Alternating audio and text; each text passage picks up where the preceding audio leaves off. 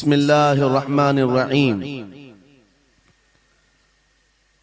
इन औलियाउहु इल्लल मुत्तकून।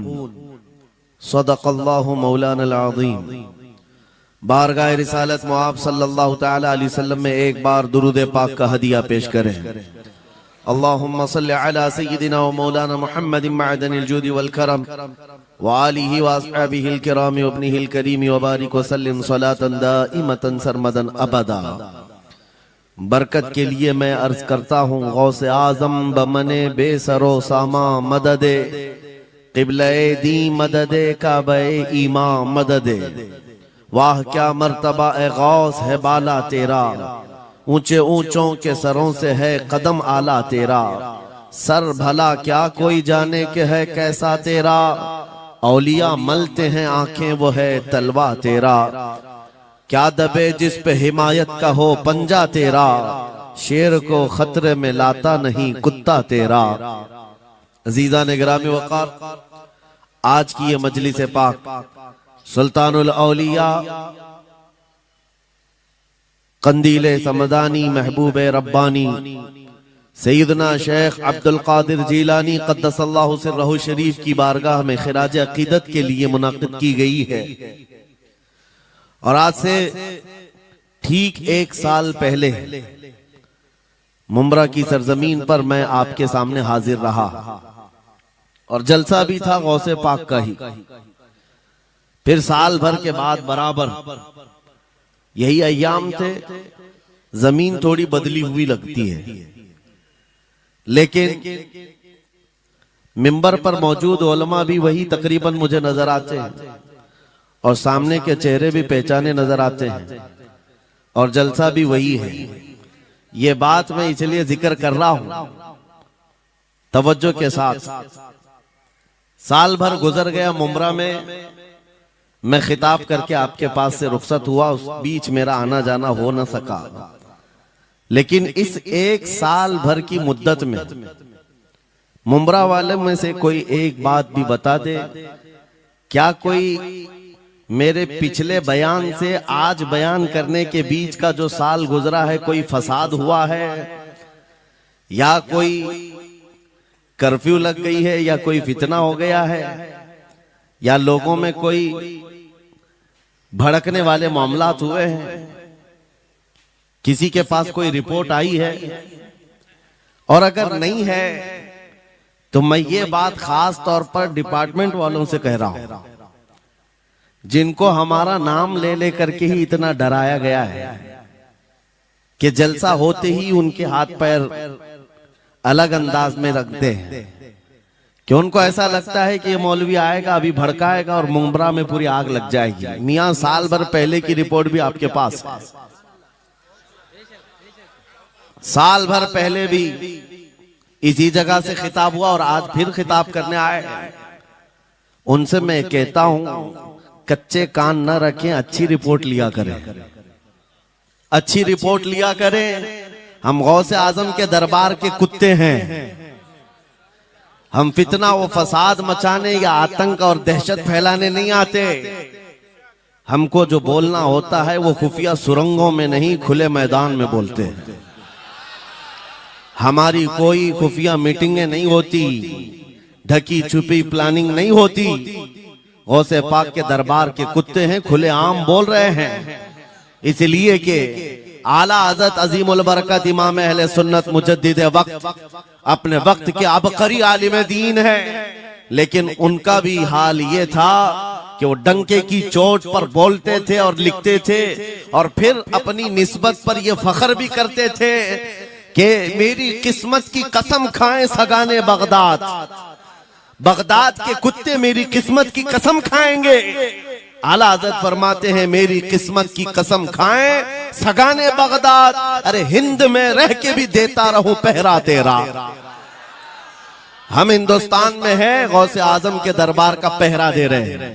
लेकिन साहब किसी को तकलीफ है तो मैं उनको एक बात बता दूं, थोड़ी बहुत आवाज हमारी ऊंची होती है इसलिए कि जिस दरबान के हम कुत्ते हैं उस तरफ अगर कोई उंगली उठाएगा भौंकेगे नहीं, फाड़ खाने की भी ताकत रखते हैं।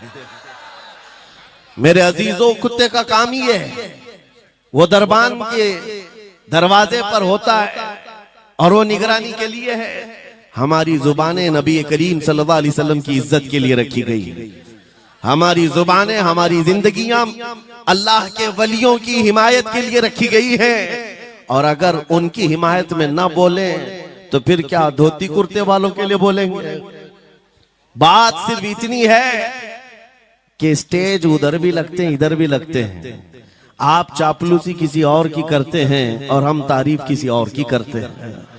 आप माल के पीछे भागते हैं और फिर आप मौजूदा हुकूमत जो भी मौजूद है उसके सिक्कों पर और उनके ओहदे पर और उनके मनसब पर देख करके आप बात करते हैं। लेकिन अल्हम्दुलिल्लाह हम फकीरों की आदत ये है, हम बरसों पुराने आबा व अजदाद से गौसे आजम के ही दरबान, उनके ही गुलाम हैं। इसलिए कि हमने ये सुना भी है और पढ़ा भी है। हमारे यहाँ निस्बत पर फख्र किया जाता है। और कैसी निस्बत पर? अरे हमारे वक्त का मुजद्दिद जब इस बात पर फख्र करता है, या गौस तुझसे दर, दर से सग और सग से है मुझको निस्बत। ये भी नहीं कहा डायरेक्ट गौसे पाक आपसे डायरेक्ट मुझे निस्बत है, ये नहीं कहा, बल्कि या गौस आपसे आपके दरबार को निस्बत है, आपके दरवाजे से आपके कुत्ते को निस्बत है और आपके कुत्ते से मुझ अहमद रजा को निस्बत है। तुझसे दर, दर से सग और सग से है मुझको निस्बत। मेरी गर्दन में भी है दूर का डोरा तेरा, और इस निशानी के जो सग हैं नहीं मारे जाते। क्या बेहतरीन फार्मूला दिया है डरने वालों के लिए ही आला हजरत ने कहा है। जो खौफ खाया करते हैं, खौफ न रख रजा जरा, तू तो है अब्द मुस्तफा। आला हजरत फरमाते इस निशानी के जो सग हैं नहीं मारे जाते। सग फारसी लफ्ज है और कुत्ते को कहते हैं। कौन सी निशानी वाले सग नहीं मारे जाते? जिस कुत्ते के गले में पट्टा होता है उसको नहीं पकड़ा जाता। म्युनिसिपैलिटी की गाड़ी भी आती है कुत्तों वाली, वो इंजेक्शन मार के जाते हैं या कुत्तों को पकड़ के ले जाते हैं। बहुत कुत्ते अगर आवारा हो गए, कंप्लेंट करो, कुत्तों को उठा ले जाएंगे। लेकिन उन उठा ले जाने वाले कुत्तों में अगर एक भी बेल्ट वाला आया तो छोड़ देंगे। क्यों? ये पट्टा बताता है इसका कोई मालिक है, ये आवारा नहीं है, किसी का पाला हुआ है। पट्टा बताता है इसका कोई मालिक है। और आला हजरत फरमाते हैं हमारे गले में कादरी पट्टा पड़ा हुआ है और इस निशानी के जो सग हैं नहीं मारे जाते। हश्र तक मेरे गले में रहे कादरी पट्टा तेरा। गौसे पाक का ये निस्बत का पट्टा पड़ा हुआ है। ये अल्हम्दुलिल्लाह हमें बहुत सारी चीजों से महफूज रखता है। हमें जाहिर सी बात है आज इसी बात पर फख्र भी है। लोग मौलाना साहब कह रहे हैं हक बात कहना इस जमाने में नहीं, हर जमाने में दुश्वार रहा है, हर जमाने में दुश्वार रहा है। लेकिन ऐ नौजवानों, अगर तुम्हें अपनी निस्बत पर यकीन है कि मेरा पीर गौसे आजम जैसा है, मेरी निस्बत मुस्तफा करीम सल्लल्लाहु अलैहि वसल्लम से है, तो फिर खौफ किस बात का, डर किस बात का? इसीलिए हम डंके की चोट पर बोलते हैं, क्यों दबे जिस पे हिमायत का हो पंजा तेरा, शेर को खतरे में लाता नहीं कुत्ता तेरा। अजीजा ने गिरामी वक़ार, आज सुल्तानुल औलिया गौसुल आजम की बारगाह में हम खिराज अकीदत पेश करने आए। जो बातें मैं अर्ज कर रहा हूं वो गौर से सुने। करामात ये औलिया इकराम की जिंदगी का हिस्सा है, अल्लाह की तरफ से उन्हें दिया गया। करामत क्या है? ऐसा मुहय्यरुल अक़ूल काम, अक्ल को हैरत में डाल देने वाला काम जो आम इंसान नहीं कर सकता, आम इंसान की अकल में ना आए। अल्लाह के वली से सादिर होने वाला ऐसा कोई काम, उसको करामत कहते हैं। लेकिन करामत औलिया इकराम की विलायत को साबित करने के लिए जरूरी नहीं। औलिया इकराम की विलायत को साबित करने के लिए करामत नहीं दिखाई जाती, शरीयत पर इस्तिकामत ये विलायत की अलामत है। अगर वो मजबूती के साथ हर जमाने में अपने दीन पर जमा हुआ है, वो अल्लाह का वली है, वो अल्लाह का वली है। आज भी हमारी कौम औलिया को ढूंढने पर लगी हुई है। सुनो, अल्लाह का वली ढूंढना चाहते हो तो ढूंढने के लिए निकलते हैं और पीछे पड़ जाते हैं, देखते हैं ये ठोकर मार करके सोने का सिक्का निकाल सकता है कि नहीं निकाल सकता है। औलिया को इन्हीं बातों पर आज भी लोग परखते हैं। सोचते हैं कि अभी बाबा आसमान पर उड़ेंगे तो मैं समझ लूंगा अल्लाह के वली हैं, पानी पे चल के दिखाएंगे तो मैं समझ लूंगा अल्लाह के वली हैं, मैं यहीं बैठा हूं अचानक मेरे पास पैसों का थैला खोल के दे दें अल्लाह के वली होंगे। यानी तुम एक जगह बैठे रहो, हलवा खिलाने वाले बाबा जिसको तुम समझोगे अल्लाह का वली है। मेरे अजीजों, ये जो चीजें तुम समझ बैठे हो अल्लाह के वली के लिए, ये जरूरी नहीं, बल्कि ये देखो कि वो नबी पाक की शरीयत पर कितना कायम है, मेरे नबी के रास्ते पर कितनी मजबूती से जमा हुआ है। मैं आपको पूछता हूं, सैयदुश शुहदा इमाम अली मकाम इमाम हुसैन आजम से बढ़कर अल्लाह का वली कौन? अल्लाह का वली कौन है? सारे औलिया कराम की निस्बत वहां जाकर खत्म होती है। उस हुसैन आजम को देखे करबला के मैदान में अपने बच्चों की कुर्बानी के सामने भी जमे रहे, डटे रहे, करामत का इजहार नहीं किया, शरीयत पर इस्तिकामत लोगों को दिखाया। दुनिया में जैसी भी आफतें आ जाएं, मुसीबतें आ जाएं, अगर दीने मुस्तफा पर जमा हुआ है, इस्तिकामत के साथ खड़ा हुआ है, वो उसकी सबसे बड़ी विलायत है, वो सबसे बड़ा वली है।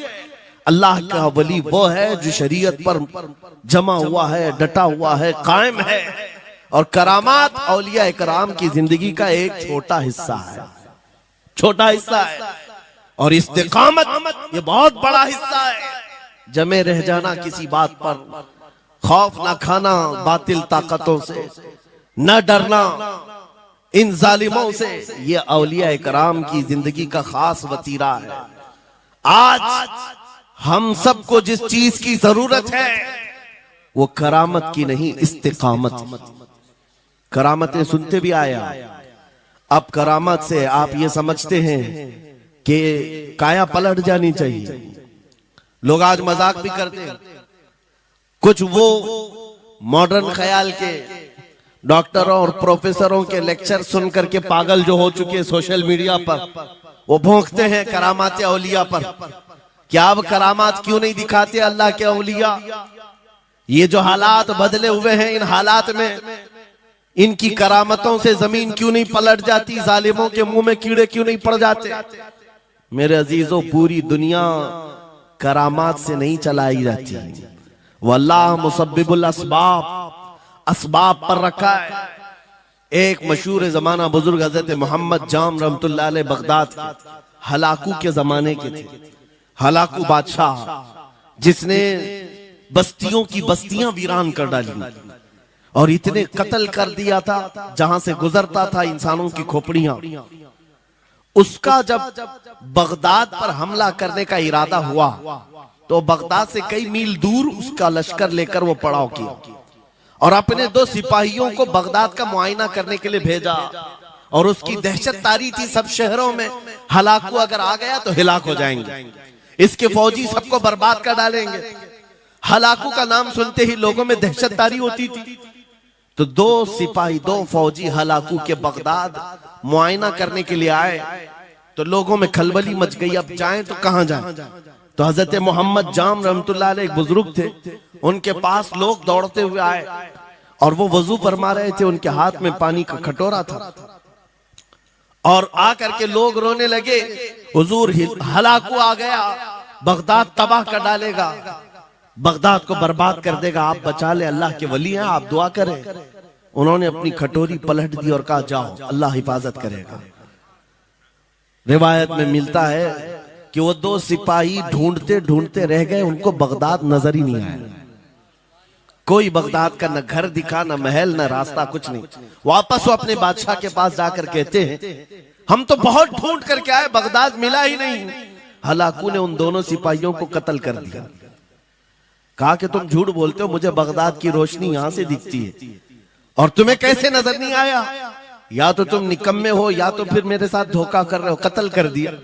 दूसरे दिन अपने खास 2 वजीरों को भेजा कि जाओ बगदाद का मुआयना करके आओ, गलियां, वहां की सड़कें और वहां के महल्लात, वहां की इमारतें देख आओ। ये 2 वजीर गए और ढूंढते रहे। जैसे ही वो बगदाद में इंटर हुए, आज फिर लोग हलाकू के इन वजीरों को देखकर दौड़े दौड़े भागते हुए इस अल्लाह के वली के पास आया हज़रत मोहम्मद जाम। आज फिर रोने लगे, कहा हमारी बीवियां बेवा हो जाएंगी, हमारे बच्चे यतीम हो जाएंगे, सब मारे जाएंगे, आप बचा लें। आज फिर से उन्होंने खटोरी पलट दी, कहा जाओ अल्लाह हिफाजत फरमाएगा। अल्लाह वालों का ये तसर्रुफ है, ये करामात है। वो चाहे तो पूरे लोगों को पोशीदा कर दें जालिमों की नजर से। दूसरे दिन वो वजीर भी ढूंढते रह गए, उनको भी बगदाद नजर नहीं आया, वापस गए। बादशाह के वो बड़े मोतमद लोग थे, कहा कि हम भी गए लेकिन हमको बगदाद नजर नहीं आई। हलाकू को बड़ा ताज्जुब हुआ, ऐसा कैसे हो सकता है, लोकेशन बिल्कुल सही है, हम सामने चंद मील के फासले पर है और इनको बगदाद नजर क्यों नहीं आता। तीसरे दिन उसने कहा कि अब किसी मुआयने की जरूरत नहीं, कोई जायजा लेने की जरूरत नहीं, हम डायरेक्ट जाते, फौज को तैयार करो। पूरी फौज को लेकर के जब तैयार होकर वो बगदाद के सरहद पर आकर खड़ा हो गया, उसके जंग का बिगल बजा और तबाही के आवाजें आने लगी, तो आज लोग फिर दौड़ते हुए हजरत मोहम्मद जाम के पास आए और उनसे रो रो कर गिड़गिड़ाने लगे, कहा आज तो आफत आ गई, बड़ी बला आ गई। तवज्जो से सुनना मेरे अजीजों, आज आप अगर ना बचाएं तो सब तबाह हो जाएंगे, बर्बाद हो जाएंगे। आज आप अपनी कटोरी उठा रहे थे, उन्हें गैब से निदा आई, ए मेरे महबूब बंदे, कब तक तुम अपनी कटोरी उठाकर इनको बचाते रहोगे। इनको मोहलत दी गई थी अपने अमाल दुरुस्त करने की, ना इन्होंने तौबा किया ना अपने अमाल दुरुस्त किए, इनको इनके हाल पर छोड़ दो। अल्लाह के वलियों को हुक्म होता है अल्लाह का, अब इन्हें न बचाया जाए तो जाहिर सी बात है वो हुक्म इलाही के पाबंद है। उन्होंने वो कटोरी छोड़ दी। फिर हलाकू दाखिल हुआ बगदाद में और ऐसी तबाही मचाई थी कि पूरे बगदाद की सड़कों में सिर्फ खून ही खून था, तबाह बर्बाद कर दिया, ईंट से ईंट बजा डाली। इस वाक़े को मैंने पढ़ा, उसके बाद ये महसूस हुआ अल्लाह के औलिया इकराम मदद जरूर करते हैं लेकिन एक वक्त तक, जब वो वक्त आ जाए अल्लाह की तरफ से मना हो जाए कि ये कौम बड़ी सरकश है, अब इनकी मदद ना की जाए, तो फिर ये हाथ उठा लिया करते हैं और इनको हालात पर छोड़ दिया जाता है।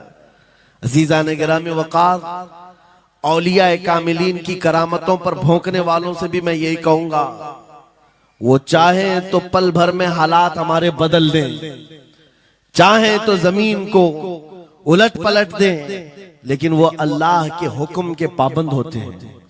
और लोगों के लिए ये बात है, नसीहत है कि जब ऐसे हालात आ जाएं, आप इधर उधर भागने की बजाय पहले अपने दिल की तरफ देखें, कहीं मेरे गुनाहों से दिल के धब्बे बढ़ तो नहीं गए, मेरा दिल सियाह तो नहीं हो गया।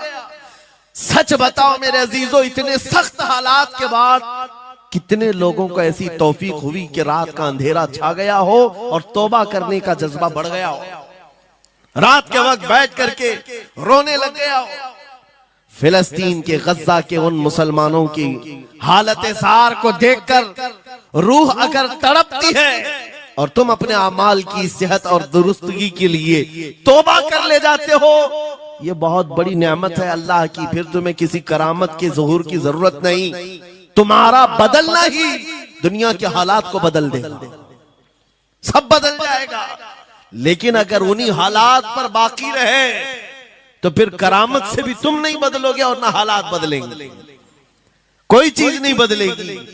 इन्नल्लाह ला युगय्यिरु मा बिकौमिन हत्ता युगय्यिरु मा बिअनफुसिहिम। कुरान में मेरा मौला फरमाता है, बेशक अल्लाह ताला उस वक्त तक किसी कौम की हालत नहीं बदलता जब तक उस कौम को खुद अपनी हालत बदलने का ख्याल ना हो। हम अपनी जानिब से शुरुआत करें और फिर हालात खुद बदल जाएंगे, हालात खुद बदल जाएंगे। सरकार सैयदना गौसे आजम अब्दुल कादिर जीलानी रदी अल्लाह तआला अन्हु जिस हाल में बगदाद तशरीफ लाए थे, उस जमाने को याद करें, उस जमाने को याद करें। वो ऐसा जमाना था कि उस वक्त हक बोलना एक जुर्म हो गया था। शिया नवाज खलीफा मौजूद थे, हजरत अबू बकर, हजरत उमर का नाम लेने पर भी मस्जिद के दरवाजे पर कोड़े मारे जाते थे। ये वो हालात थे, उलमा की जुबानें गंग थी, बोल नहीं पाते थे, खुतबा क्या देना है वो बिल्कुल स्क्रिप्टेड, जो खलीफा वक्त चाहे बस उतना ही। आज जैसे सऊदियों के यहाँ ये रिवाज है, बादशाह की हिमायत में और बादशाह जैसा चाहे वैसी मस्जिद का मौलवी भी बोलता रहे। शरीयत क्या कह रही है, मेरे मुस्तफा करीम सल्लल्लाहु ताला अलैहि वसल्लम की तालीमात क्या कह रही है, इससे क्या सरोकार। बस उतनी बातें करो जितनी उनके बादशाह की हिमायत की। ये दौर गौसे आजम के जमाने का भी था। उस वक्त हक बोलना एक बहुत बड़ा जुर्म था, उलमा को कोड़े मारे जाते थे। आपको पता है उसी बगदाद में सिर्फ एक हक बात का ऐलान करने की वजह से इमाम अहमद बिन हंबल को 300 कोड़े मारे गए थे। उनकी पीठ झुक गई थी, उनकी रीढ़ की हड्डी टेढ़ी हो गई थी। कोड़ा किसको कहते हैं, कोई रस्सी को नहीं, चमड़े का वो बेल्ट जिससे वो मारते थे तो जिस्म की चमड़ी लग करके आ जाती थी। 100 कोड़े में तो आदमी मर जाता था, कोई बच गया बच गया। 300 कोड़े खाए उस इमाम की बात कर रहा हूं जिसको मेरे नबी की 5 लाख हदीसें याद थी।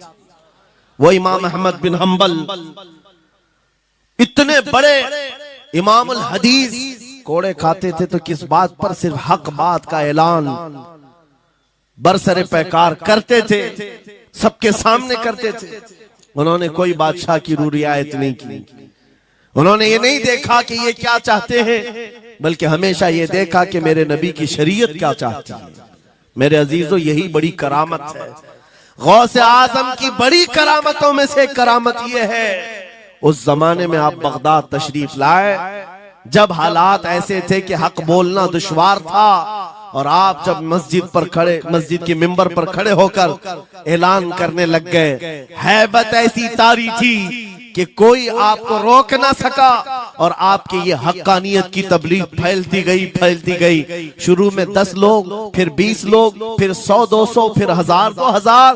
गौसे आजम ने चंद महीनों में जो खुतबात दिए, आपके खुतबात का आलम यह था कि फिर 70,000 का मजमा बराबर सुनने के लिए आया करता।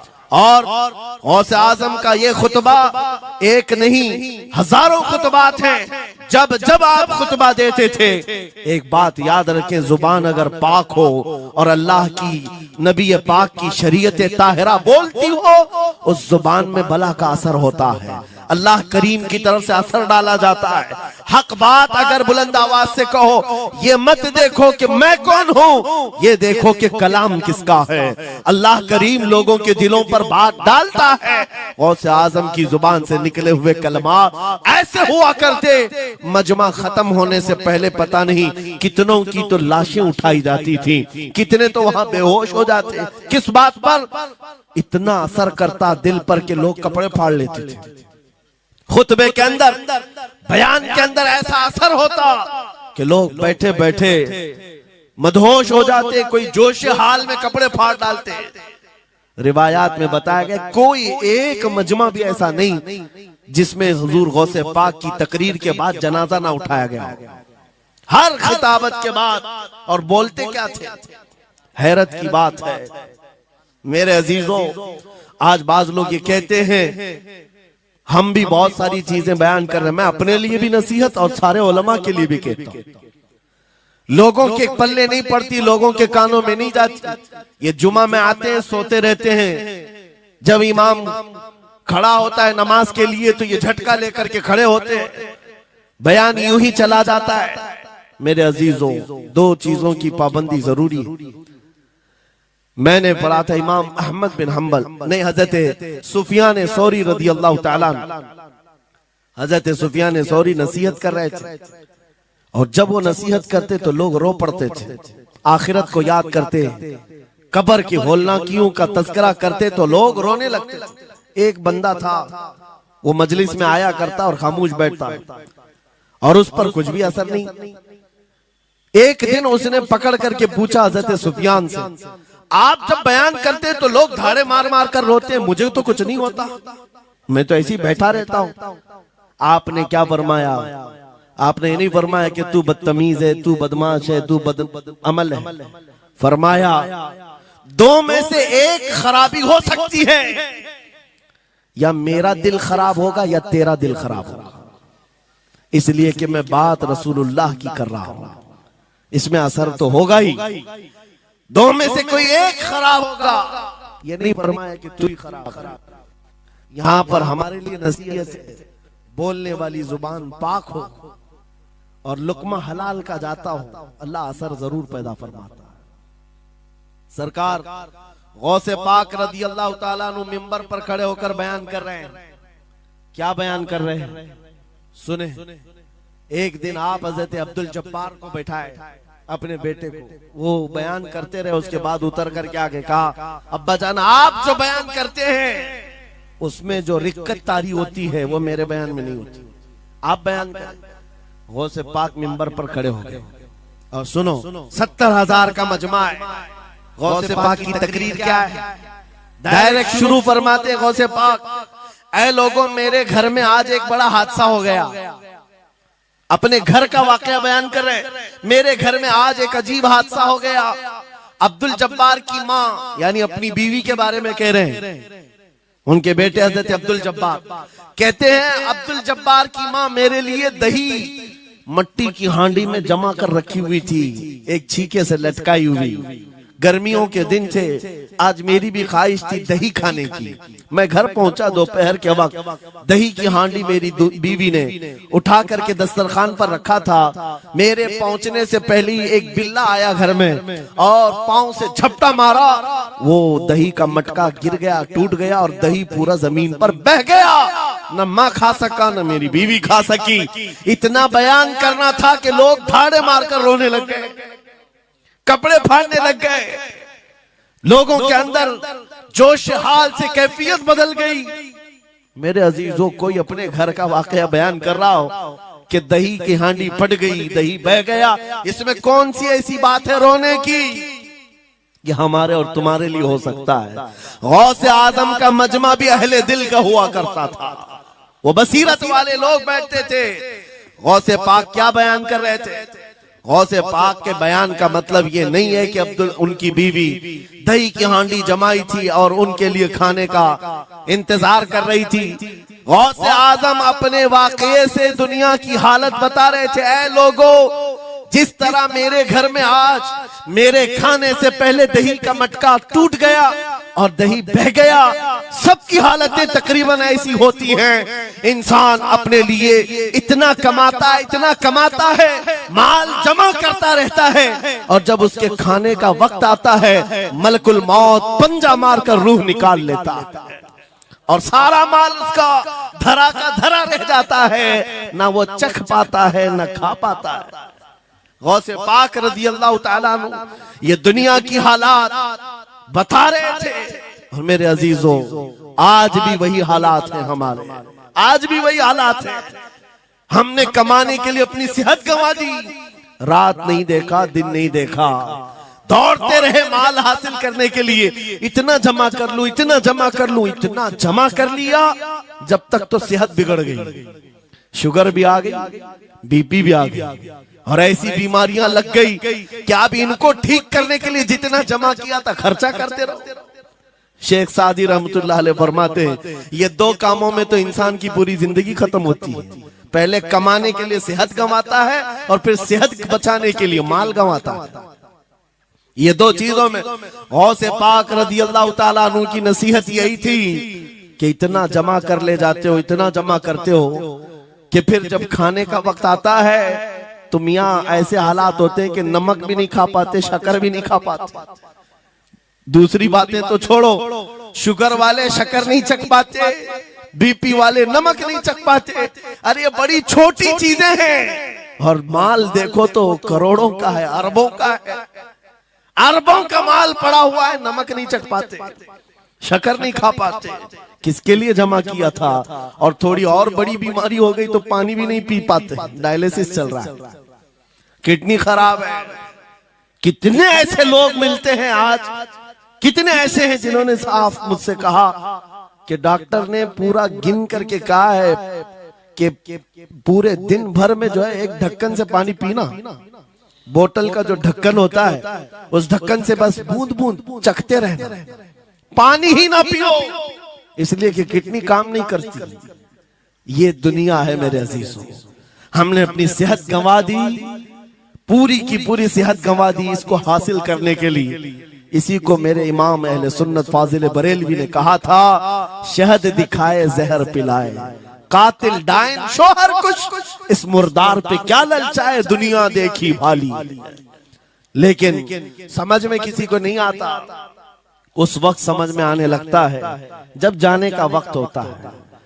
जाने के वक्त हालात ऐसे होते हैं, मैं अक्सर अपने टूर में देखता हूँ, उमरा पे जाते हैं, बगदाद पे जाते हैं, खूब आयश से रहते हैं, सबको पता रहता है प्लेन में सिर्फ 30 किलो का अलाउड है, लेकिन मार्केट में जाते हैं तो उनको कुछ खबर नहीं होती, सब खरीद रहे होते हैं। हो जाएगा, खरीद करके लाकर रूम में भर दिए, और आज शाम में जाना है तो ठोस रहे हैं इस बैग में उस बैग में, नहीं घुसा। और उसके बाद फिर एयरपोर्ट पहुंचे तो कभी इसको रिक्वेस्ट कभी उसको रिक्वेस्ट, थोड़ा हमारा भी ले लो, थोड़ा हमारा भी ले लो। अरे वहां सबका 30 है, कोई लेने को तैयार नहीं। फिर खरीदा हुआ वहीं छोड़ करके हसरत भरी निगाह से देखते जाते हैं। किसी की खजूर छूटी हुई है, किसी के मुसल्ले छूटे हुए हैं, किसी के कपड़े छूटे हुए हैं। हर बार हम एयरपोर्ट पे देखते हैं, छोड़ करके जा रहे होते हैं, बड़ी हसरत से देखते हैं। मेरे अजीजों, ये कोई लतीफा नहीं, सेम यही हालात जब दुनिया से जा रहा होता है एक इंसान, मरने से पहले उसकी आंखें फटी रह जाती हैं। क्यों कहा गया है मरने के वक्त सबसे पहले उसकी आंखें बंद कर दो?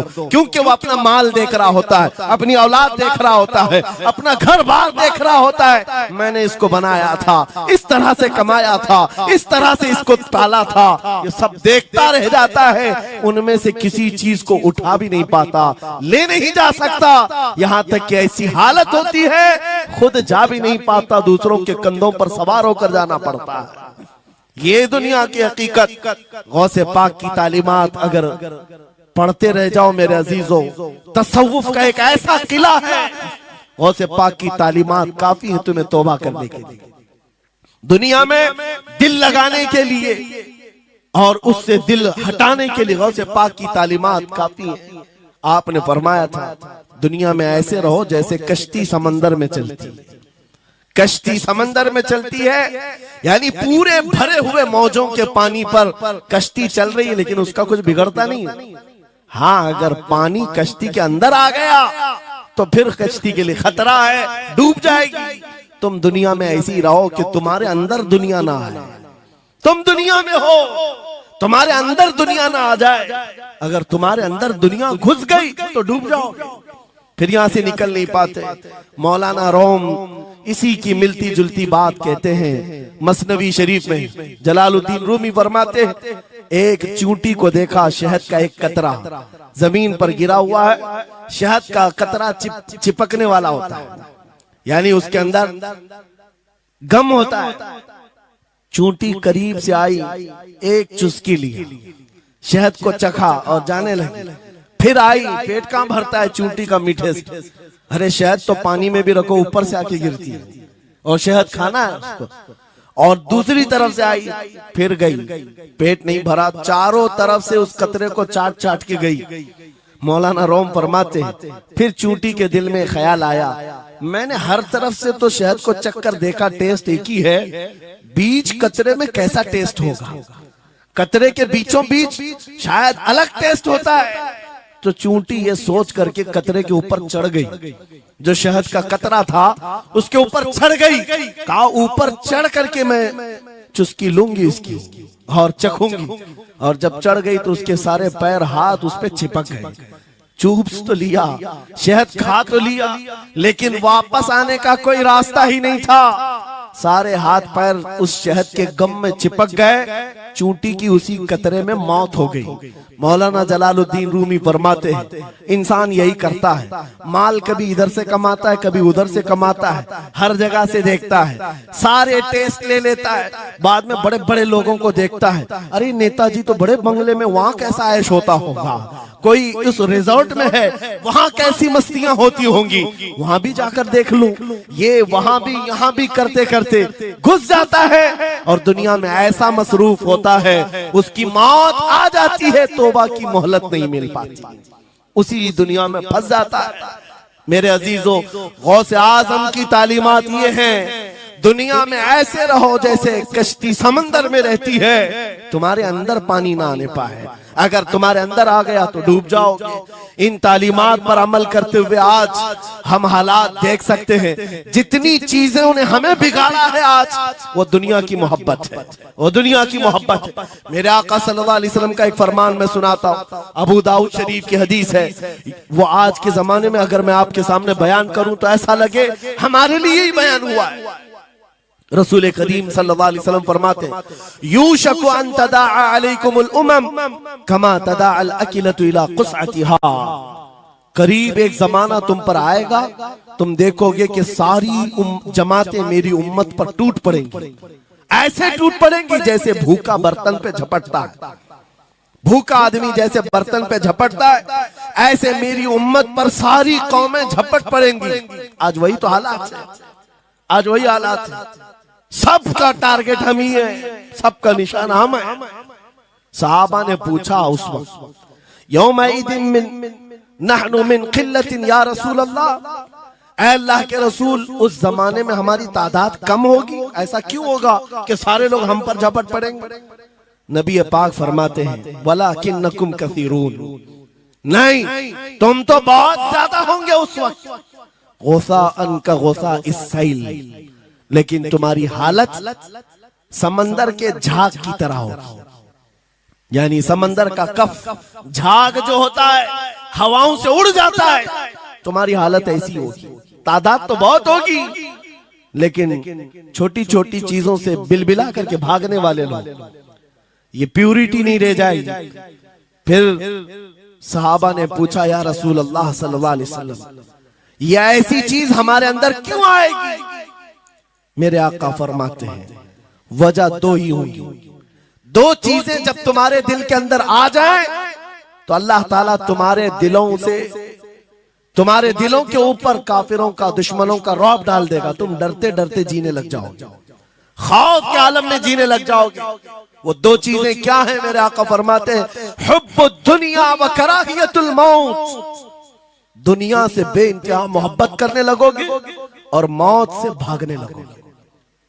मौत से तुम्हें नफरत हो जाएगी, डरने लग जाओगे। ये दो चीजें जब तुम्हारे अंदर आ जाए, तुम्हारे दिलों पर काफिरों का रौब डाल दिया जाएगा, दुश्मनों का खौफ डाल दिया जाएगा। क्या ये दो चीजें आज हमारे अंदर आ गई? है नौजवान, दुनिया में ऐसे मस्त हो गए, हर एक को अपनी मसलहत है। मेरी दुकान कैसे चलेगी, मेरा बिजनेस कैसे चलेगा। मौलाना तो तकरीर करते हैं, ये बोलते हैं इनको कुछ हो गया, हमारे बच्चों का क्या होगा। ये सारी मसलहतों की बातें मैं सुन सुन करके पक गया हूं। बहुत सारे लोगों को तो ये लगता है इनके साथ मत बैठो, वरना कल को पकड़ के ले जाएंगे तो तुम्हारा भी नाम आ जाएगा।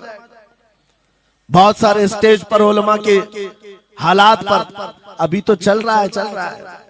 जिस दिन कोई टारगेट पर आए, इधर उधर बैठने से भी डरने लगे। इनके ऊपर इतने केस हैं, बाजू बैठने वालों की भी हालत खराब हो जाएगी, हमारा भी नाम ना आ जाए। मेरे अजीजों, ये सब गीदड़ भपकियां हैं, तुम्हारे ईमान का इम्तिहान। मैं तो यही कहता हूं, हमारे साथ कोई मामला नहीं। वही बात मैं कहता हूं जो अकबर इलाहाबादी ने कहा था, रकीबों ने रिपोर्ट लिखवाई है जा जा के थाने में कि अकबर नाम लेता है खुदा का इस जमाने में। यही रिपोर्ट लिखवाते हैं जा जा करके। हमारी भी जहां रिपोर्ट लिखी हुई होगी, बात यही होगी कि ये रसूलुल्लाह का नाम लेता है और उनके नाम पर लोगों को बात करता है, यही रिपोर्ट होगी। और इस बारे में हम कभी डरते नहीं। मैं आपको बताऊं, उत्तर प्रदेश में वहां के हालात तो पता है, बिल्डोजर की हुकूमत चलती है। लेकिन मेरे अजीजों, एक मौलाना साहब ने कहा, आपके साथ जलसे में बैठकर मैं लब्बैक लब्बैक के नारे लगा रहा था, दूसरे दिन मुझे थाने बुला लिया और फिर मुझे बहुत ज्यादा मामलात हो गए। कहा कि मौलाना तुम ही नारे लगा रहे थे। आप लोग ना डरे इंशाअल्लाह। यहां पर तो उन्होंने मुझसे कहा, मैं कहा क्या हुआ, फिर कुछ हुआ? कहा हमसे कह रहे थे केस हो जाएगा, हालात बिगड़ जाएंगे, खराब हो जाएंगे। मैंने कहा फखर करो मौलाना इस बात पर, दुनिया चोरी करके थाने जाती है और तुम नबी का नाम लेकर जा रहे हो, कौन सा मसला है? बात सिर्फ इतनी है मेरे अजीजों, हम बोलते रहेंगे उस वक्त तक जब तक अल्लाह तबारक व तआला ने जुबान रखी है।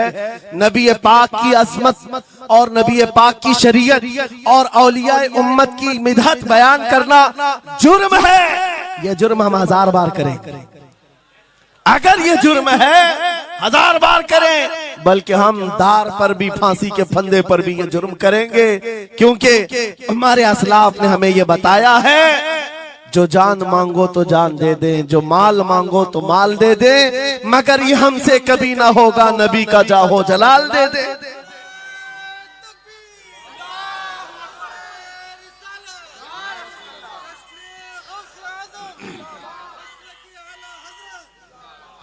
खामखा बेचारे हमारे रिश्तेदारों को डरा करके रखे लोग, पुलिस वाले हजरात को कुछ लोग रिपोर्ट लिखवा कर डरा करके रखे हुए।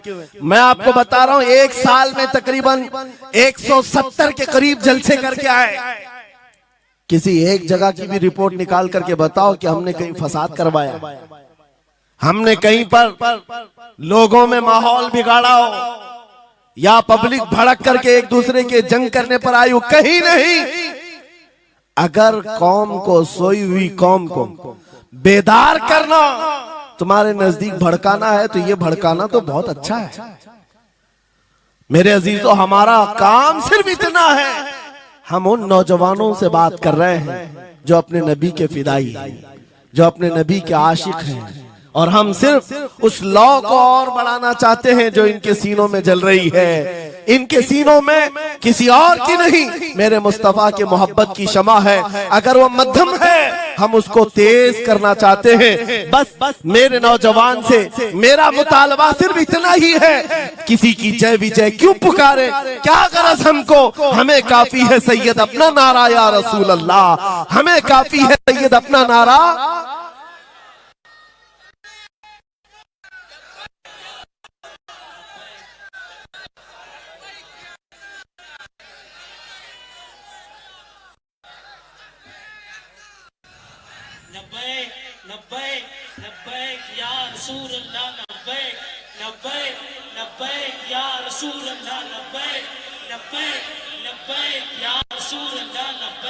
तवज्जो,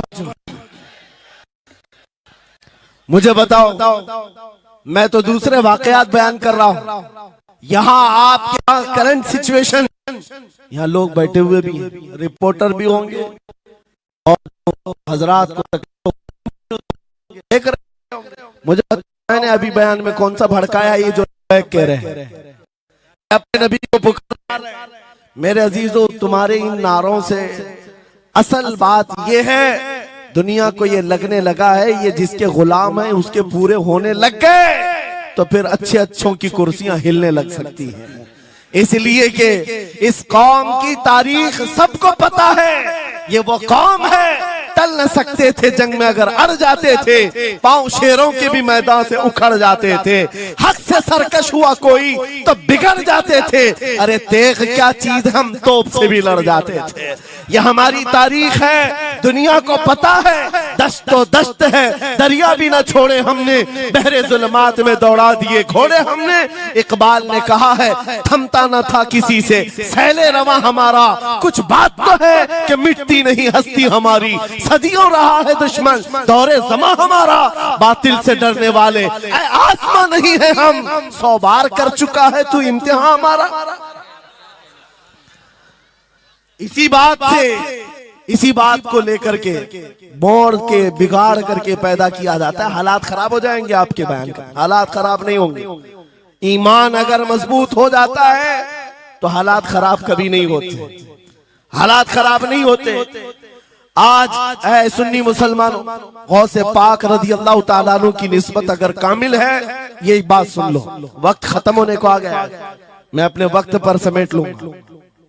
आप मिंबर पर खुतबा दे रहे हैं, उलमा भी तवज्जो करेंगे, क्योंकि ये भी मिंबर पर खुतबा देने के लिए खड़े होते हैं और जुमा में मस्जिद पर माइक लेकर के बयान करते हैं आधा घंटा पौना घंटा। अब तो हालात ऐसी आएंगे इनके साथ। अब तक तो ट्रस्टियों की चिट्ठियां आती थी, सदर सेक्रेटरी बोलता था मौलाना ये नहीं बोलना वो नहीं बोलना। अभी इसके बाद और आगे से भी आएंगे और चिट्ठियां आएंगी कि मौलाना अभी आपको क्या बोलना है इस जुम्मा में। ये डरे भटके हुए लोग जो उलमा की गर्दनों पर राज करते हैं, उनसे भी मैं कहता हूं खोल दो, आजाद कर दो उन जुबानों को जो मेरे मुस्तफा की हैं, जो नबी पाक सल्लल्लाहु अलैहि वसल्लम की हैं। इनकी जुबानों पर ताले ना लगाओ। या उलमा तुम्हारे दीन के मुहाफिज हैं, तुम्हारी नस्लों की शरीयत के मुहाफिज हैं। आज इनकी जुबानों को बंद करोगे, कल तुम्हारे बच्चे नबी का नाम लेने से घबराने लग जाएंगे, डरने लग जाएंगे। उलमा के गलों में और इनकी गर्दनों में रस्सियां न डालो। ये तो उन जालिम ट्रस्टियों से कहता हूं, बाकी उलमा से कहता हूं अगर हालात ऐसे आ गए ठोकर मार दो इनकी नौकरियों को। एक दरवाजा अगर ये बंद करते हैं, मेरा मौला 70 दरवाजे और खोलेगा।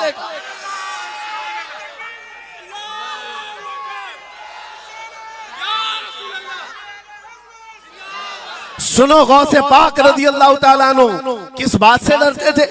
गौसे पाक का खुतबा बयान करने वाले मौलवी हजरात उलमा सुने, गौसे पाक किससे डरते थे। उनको डराने वाला कोई ट्रस्टी था, कोई हाकिम था, बल्कि हालात ऐसे थे।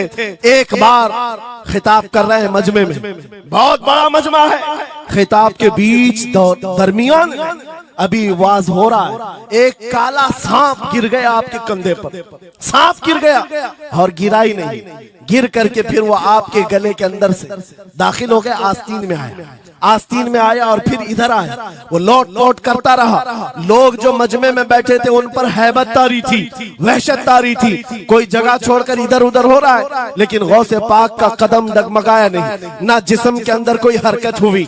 आपका बयान कंटिन्यू जारी रहा, उसी तरह जारी रहा। वो सांप कभी आपके सामने आया, कभी इधर आया और घूम फिर करके वापस चला गया। बयान आपका मुकम्मल हुआ। लोग खड़े हुए पूछते रहे, या सुल्तान अल औलिया सय्यदी शेख अब्दुल कादिर जिलानी, आपके साथ ये जो माजरा हुआ, ये सांप इतना खतरनाक था, देख करके हैबत तारी थी और आप अपना बयान कंटिन्यू जारी रखे हुए थे, ये क्या माजरा है। गौसे पाक फरमाते हैं वो सांप तो मुझसे कह रहा था, ऐ अब्दुल कादिर तुझसे पहले 70 औलिया को भी मैंने ऐसे ही आजमाया है, 70 उलमा को मैंने ऐसे ही आजमाया है और आजमा कर चला गया। गौसे पाक क्या फरमाते सुनो, ऐ लोगो तुम मुझसे पूछ रहे उससे डरता था या नहीं डरता था, बात सिर्फ इतनी है, मैं उस कादिर का बंदा अब्दुल कादिर हूं, उस कादिर का बंदा अब्दुल कादिर हूं। मेरे उसकी कुदरत पर ऐसा यकीन है, अगर मौला ने मेरी मौत लिखी है तो ये काले सांप से क्या चूंटी से भी हो सकती है, और अगर मौत नहीं लिखी, इस तरह के 1000 सांप मेरे गले में आए, मेरी मौत नहीं आ सकती। मेरा उसकी कुदरत पर यकीन कामिल है, इसलिए मैं उसका बयान कंटिन्यू रखा, जारी रखा। आज मैं यही कहता हूं, ऐ सुन्नी मुसलमानों और इन उलमा से भी, अगर हमारी मौत लिखी है, छोटे से हादसे से भी हो सकती है, और अगर नहीं है तो वक्त का प्राइम मिनिस्टर भी तुम्हारी गर्दन पर पैर रखे, मौत नहीं आ सकती, क्योंकि कादिर मुतलक मेरा रब्बुल आलमीन है। वक्त का बादशाह भी तुम्हारी गर्दन पर तलवार रखे, नहीं आ सकती। आपको पता है चंगेज की तारीख, चंगेज एक जालिम बादशाह गुजरा, बहुत बड़ा जालिम, जिसके सर पर 50 लाख लोगों के कत्ल का इल्जाम है। 50 लाख इंसानों का कत्ल मामूली है उस जमाने का चंगेज, और वो मुल्क के मुल्क फतह करते हुए निकला था। एक जमाना ऐसा था मेरे अजीज, घोड़े पर बैठा हुआ चंगेज कुछ लोगों को, मुसलमानों को गिरफ्तार करके मैदान में खड़ा किया है और जल्लाद को बुलाया कि एक साथ सबकी गर्दनें उड़ाने लग जाओ। वो कितने लोग थे? 3 सफों में खड़ा किए हुए थे लोगों जिनका कत्ल होना था, लाइन से खड़े हुए हैं, सब अपनी अपनी बारी का इंतजार कर रहे। जल्लाद तलवार लेकर आया और जब पहली सफ वालों को कत्ल करने लगा, वो गर्दनें उड़ा रहा था। एक बूढ़े मियाँ पहली सफ में खड़े थे, वो जल्दी से दूसरी सफ में चले, पीछे वाली सफ में गए। बादशाह चंगेज घोड़े पर बैठा हुआ खिलौने से खेल रहा है और ये मंजर भी देख रहा है और हंस रहा है। बूढ़ा यहां से उधर चला गया, पहली सब का काम तमाम, पूरे कत्ल हो गए। दूसरी सब में जब कत्ल का ऑर्डर आया तो जल्लाद फिर गर्दनें उड़ाने लगा। दूसरी सब दूसरी लाइन को कत्ल करने लगा जल्लाद। ये बूढ़े बाबा जो है तीसरी सब में चले गए, पीछे और एक सब थी, यहां से बचकर तीसरे में चले गए, दूसरी सब भी उड़ गई। उसके बाद बादशाह चंगेज कहा मार करके कहने लगा, बाबा जी अब तो इसके पीछे कोई सफ नहीं, ये तीसरी थी, अब कहां जाओगे? बूढ़े मियां ने सर झुकाकर कहा, अब भी मेरा अल्लाह है। ये यकीन होता है जहां तक बचना है बच लेंगे, और जब नहीं है, बाबा जी ने कहा अब भी अल्लाह है, हो सकता है। उस चंगेज ने कहा कि उड़ाओ अब इनकी गर्दनें। अभी जल्लाद तीसरी सफ को उड़ाने ही जा रहा था, अचानक चंगेज के हाथ से वो खिलौना नीचे गिरा जो खेल रहा था बैठ करके घोड़े पर। जैसे ही वो खिलौना उठाने के लिए नीचे की तरफ आया, उसका पैर जीन से निकल गया और घोड़ा अचानक बिदक गया, सरकश हो गया और घोड़ा सरपट दौड़ने लगा। और ये एक पैर इसका जीन में फंसा हुआ है और सर नीचे जमीन पर है। अब घोड़ा दौड़ता गया, पता नहीं कितने पत्थरों से इस बादशाह का सर टकराता रहा। घोड़ा किसी के काबू में नहीं आ रहा। सारे सिपाही, सारे फौजी इस घोड़े को पकड़ने के लिए पीछे भाग रहे, लेकिन घोड़ा दौड़ता गया, इतना दौड़ा कि उस चंगेज का सर फट करके भेजा बाहर, मर गया। बहुत दूर जाकर के घोड़ा एक जगह रुका। बादशाह की मौत का ऐलान इतना बड़ा था, सारे सिपाही, सारे फौज बादशाह को लेने के लिए हाजिर आए। मियां पूरी सल्तनत तहबतह हो गई, हुकूमत बदल गई, सब खत्म हो गया। और जो कैदी थे वो आजाद होकर जाने लगे। वो बूढ़े मियां कहते हैं बाकी लोगों से, क्या मैं नहीं कहता था अल्लाह अब भी हमारे साथ है? मेरे अजीजों, एक बात याद रखो, हमारे लिए दुनिया द एंड नहीं कर सकती जब तक मेरा मौला ना चाहे, अल्लाह ना चाहे। आज लोगों को ये लगता है, मुझे वैसी भी बात बताया गया कि यहाँ पर मुंबरा की आपकी घनी आबादी है, फिलिस्तीन के मामला पर कुछ बोलेंगे यहाँ पर भड़क जाएंगे लोग। मेरे अजीजों, इतने भड़कने की जरूरत नहीं, तुम यहाँ भड़कोगे तो फिलिस्तीन पहुंच भी नहीं पाओगे। बात यह है, हम बोलेंगे जरूर जुल्म के खिलाफ और हक के लिए, चाहे जैसी भी हालात हो। अगर किसी को बुरा लगता है इजराइल जालिम है, तो मैं 100 बार कहूंगा वो जालिम है, जालिम है, जालिम है। उनकी कोई हिमायत करने के लिए हम नहीं है, लेकिन एक बात आपको मैं जरूर बताना चाहता हूं, गौसे पाक का मसला ये है, सुल्तानुल औलिया गौसुल आजम की निस्बत के साथ आप अपनी शरीयत पर कायम रहें और अपने ईमान पर डटे रहें, और तौबा व इस्तिग़फ़ार के बाद अपने हालात बदल लें। और उन गरीब मुसलमानों को देखकर जो कत्ल हो गए और उनके टुकड़े हो गए, ये मत समझना कि इस्लाम खत्म हो गया। हर जमाने में ये चीजें आती रहेंगी, लेकिन आज मैं ये ऐलान करके गुफ्तगू खत्म करता हूँ। इन हालात को देखकर इस बात का फिर से हम नारा तजदीद करके जाते हैं, कत्ले हुसैन असल में मर्गे यजीद है, इस्लाम जिंदा होता है हर करबला के बाद। लब्बैक या रसूल अल्लाह, लब्बैक या रसूल अल्लाह, लब्बैक या रसूल अल्लाह।